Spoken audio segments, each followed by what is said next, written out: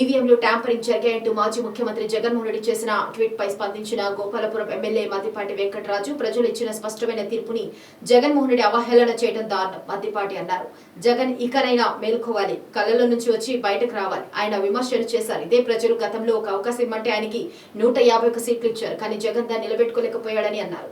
జగన్ ఇక రాజకీయాలకు పనికిరాడు అని ప్రజలు 11 సీట్లు కట్టబెట్టారని మద్దిపాటి ఎద్దేవా చేశారు. అందరికీ నమస్కారం. ప్రజా తీర్పును అవహేళన చేస్తూ జగన్మోహన్ రెడ్డి గారి ట్వీట్కి చింతిస్తున్నాం. జగన్మోహన్ రెడ్డి గారు ఎక్కడైనా మేల్కొనండి, ఇంకా తాడేపల్లి ప్యాలెస్లో కూర్చుని కళ్ళలు కనకండి.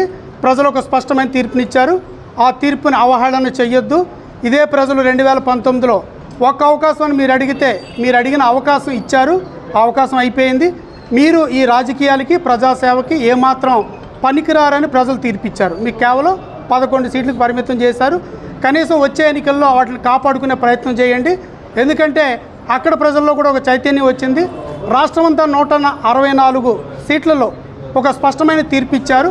ఈ 11 చోట్ల దానికి అనుగుణంగా లేదు అని వాళ్ళు కూడా పునరాలోచనలో పడ్డారు. అంటే ఆ 11 సీట్లు కూడా మీవి కాదు, పూర్తిగా మీరు జీరో, రాజకీయాలకు పనికిరారు, ప్రజలు తీర్పునిచ్చి తేల్చేశారు.